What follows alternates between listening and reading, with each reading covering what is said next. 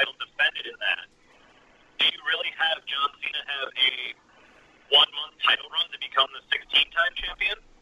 If Yes. you were to drop it there or drop it at Mania, it's only a 1 or 2 month kind of thing. So like, That's stupid. I could see Styles dropping it in the chamber compared to seeing Cena drop it in the chamber. Yeah, I mean, to quote them, man, I can't see that. You know, I really can't. It would be stupid. They've done dumber things. We've had The Rock come in, win a title at Royal Rumble, and then drop it at fucking Mania 2 months later. That's basically a part-timer, though, and especially when What John Cena is now. when they make the huge deal about the 16-time champion. So, I don't even like that. like, that would be like having him get it, and then somebody cash in Money in the Bank right away, and then he loses it, but he's still technically a 16-time champion. It would be pointless. Yeah. It would be like Charlotte Flair and Sasha switching titles every week. So, you know, I don't want to get too ahead of myself on this, but I'm picking Styles to actually retain at the Rumble, lose it in the chamber. I could probably see that. But I don't want to get it. Another topic for another time. I'll get into my pick of who will be the one to actually win the title at the chamber. Who will be the one? Oh, yeah.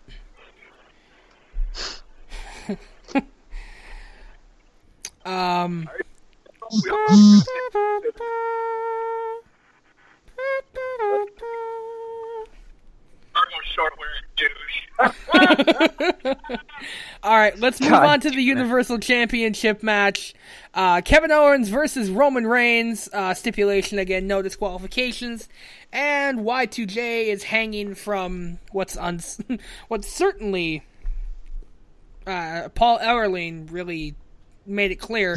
The shark cage that's supposed to keep him out of the match, but he'll find some way to fuck it up. So, Yes, NXT did it. Yep. He has arachnophobia, and he's afraid of heights, okay? I'm not going to be happy with this. You God, say it. I hate I will myself come for over saying there this. and I will cut you. I've got Roman Reigns. You're an idiot. That's it! Get my knife in my jacket! I hate myself. I'm sorry. Two. Spencer picks Roman Reigns, and Max just said, "That's it. I'm putting my knife in my jacket." Yeah, go get my stabbing shirt. Roman Reigns, I'm going Kevin Owens because I don't ever want to see Roman Reigns with the title again. I know it's going to happen, but I don't think it's going to happen at the Rumble. I'm going KO as well.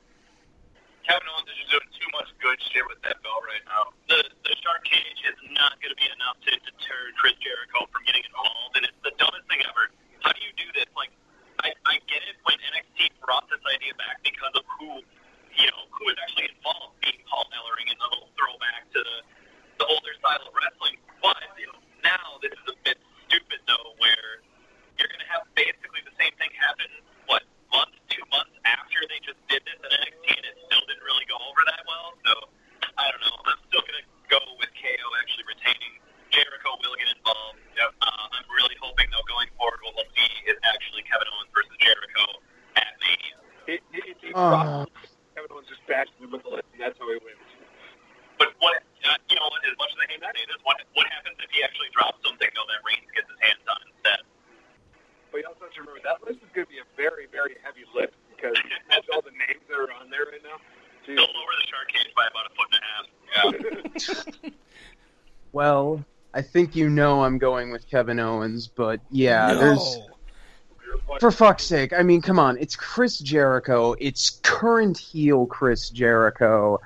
There's no way in hell he's not going to find some way to interfere. KO's going to win, and they're going to have KO versus Y2J at Mania. Come on. Also, fuck Roman Reigns. And fuck you, I'm getting my jacket and my knife. Fair. Yeah. Bringing him Sunday! Matt, can I ask a favor from you? Can you Sure. just write a list of all the names that you have given Chris Jericho over the last few years? Oh my God.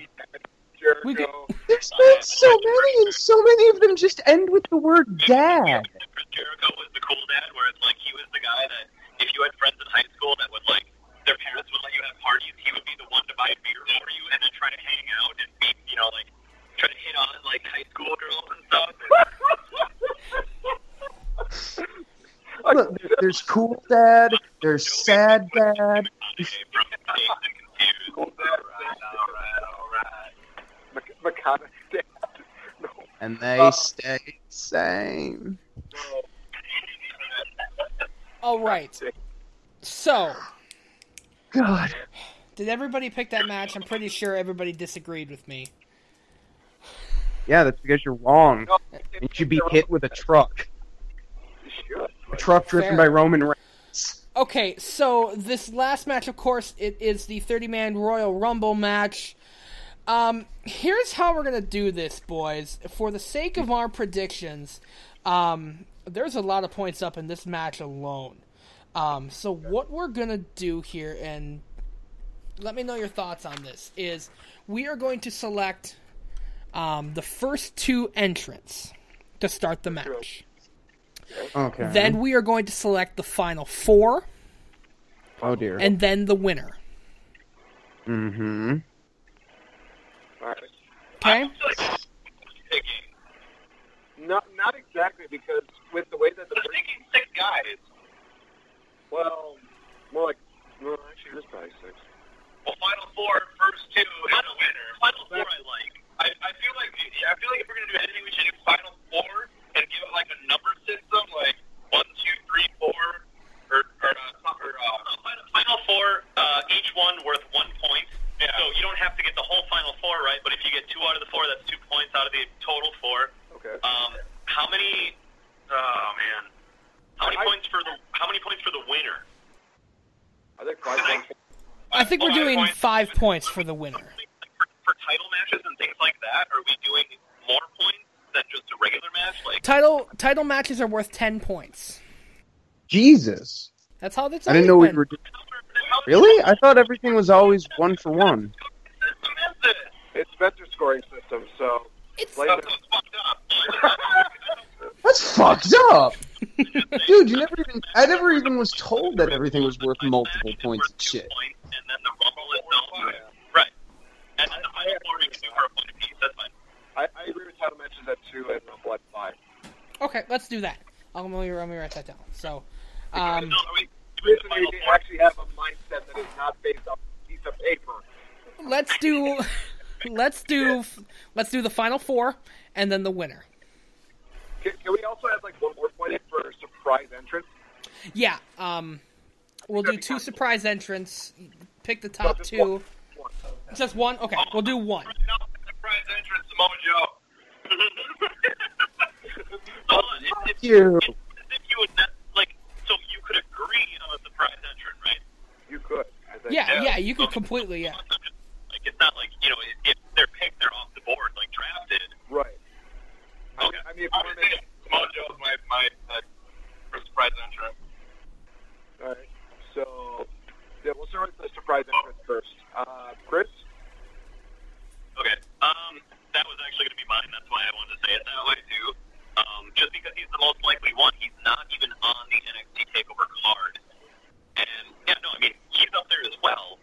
But I think the likelihood of them trying to bring in a guy like Samoa Joe to be able to get the more casual fan, I guess, more used to him and bring him in a big way. Just again, think AJ Styles last year, debuting in the Rumble match, and then look where he's gone since then. So I do agree that Samoa Joe is going to be that guy that is a surprise entrant, because I think going forward they have big plans for him going into WrestleMania. I even heard we might get an AJ Styles Samoa Joe match at WrestleMania. Also heard the rumor of a Samoa Joe versus John Cena match at WrestleMania. Woo! Samoa Joe's got big players. So you're going with Samoa Joe too, Chris? Yes. All right. I'm going to go Finn Balor. For the sole reason, I did see a video of him hopefully rehabbing his shoulder to try and get to the Rumble. He actually looks like he's doing pretty well. When I saw him doing his rehab, he didn't seem like he was in a lot of pain. So One of the guys that I kind of thought of too, but it's like, I don't know.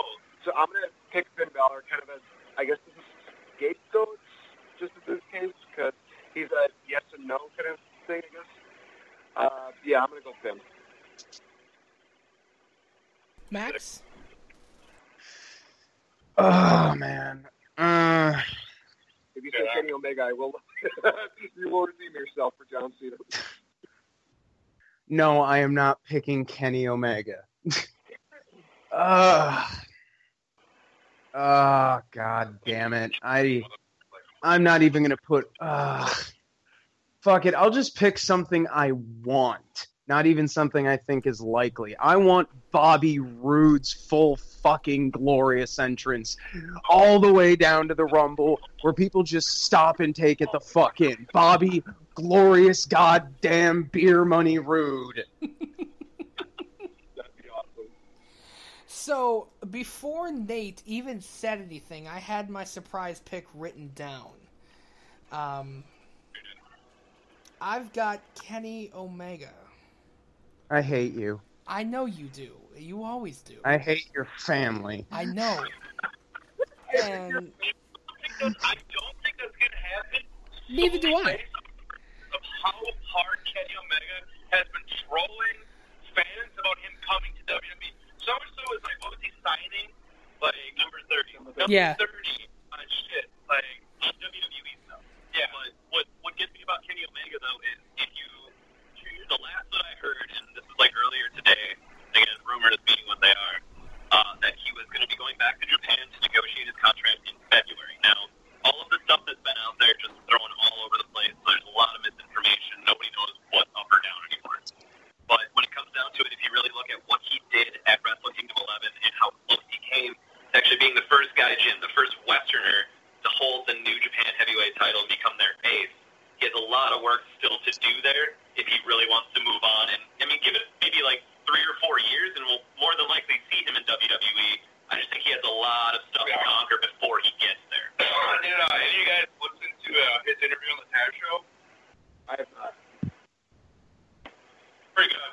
Basically, almost everything Chris just talked about, Kenny Omega kind of touched upon, saying, like, do I leave? I got so close to getting the one thing I haven't had in this company. Do I leave or do I stay and try and get it? You know, he said he wasn't putting any feelers out, but he was accepting feelers. Sounds awesome and dirty at the same time.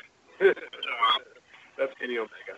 You know, he said how, you know, if WWE made him an offer and he knew he was going to be used correctly, like how he sees Nakamura being used, like AJ Styles being used, he would more than likely accept that offer. But it just, you know, it really depends. And like I said, with all the trolling he's been doing, I think he's just hyping people up, and he's going to go back to New Japan. If it's all right with you, I've already got my final 4 and winner picks, so let me play out some here. Final 4, I have Chris Jericho, Undertaker, Braun Strowman, Sami Zayn. And to win it all, I'm still praying in the heart of hearts that this happened because he was the first one to actually qualify for the Royal Rumble, and I'm very happy about it, even though it's at the expense of Seth Rollins. Sami Zayn for the win. You fucking dick. What?